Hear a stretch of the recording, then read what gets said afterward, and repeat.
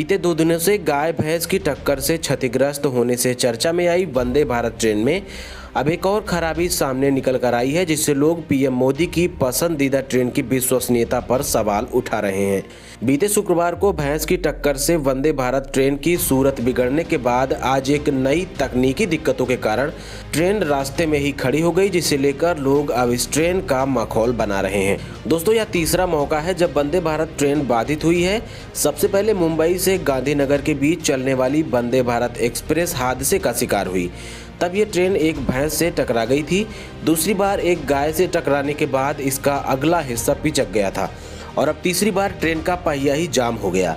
देश की सबसे आधुनिक और नई खूबियों से lace high speed Vande Bharat train PM Modi के लिए फजीहत और रेलवे के लिए मुसीबत बन गई है। बीते हफ्तों में ही लॉन्च की गई इस ट्रेन की शक्ति और विश्वसनीयता पर अब लोग गंभीरता से सवाल उठा रहे हैं।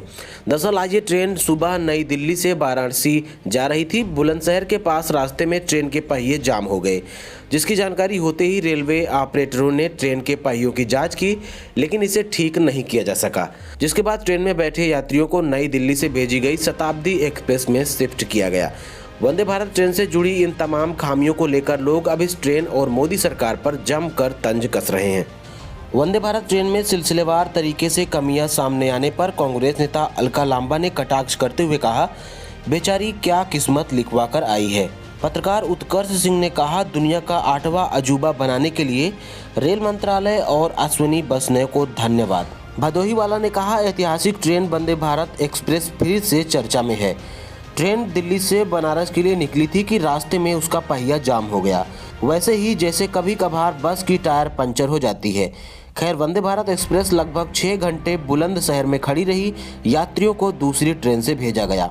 पत्रकार प्रभाकर मिश्रा ने कहा, मैं फिर कह रहा हूं, दोबारा उद्घाटन ही एक उपाय है। मुहूर्त दोष लग गया है। कांग्रेस नेता सुरेंद्र राजपूत ने कहा, पहले दिन भैंस से चोट खाई, दूसरे दिन किसी अन्य चीज से टकराकर चोट खाई और आज जाम होकर रुक गई। मोदी जी द्वारा उद्घाटन की हुई वंदे भारत ट्रेन पनौती सी लग गई है शायद। आज़ादी के बाद से आज तक कभी सुना या देखा कि भैंस की टक्कर से ट्रेन टूट सकती है। 2022 मोदी जी ने जिस वंदे भारत ट्रेन का उद्घाटन किया था, उसका लगातार दूसरे दिन लौड़े न भोज्यम। गाय से टकराकर क्षतिग्रस्त हुई ट्रेन की तस्वीर शेयर कर श्रीनिवास बीबी ने कहा, आज एक और वंदे भारत ट्रेन दुर्घटना में घायल हुई। 70 वर्षों में ये पहली बार हो रहा है।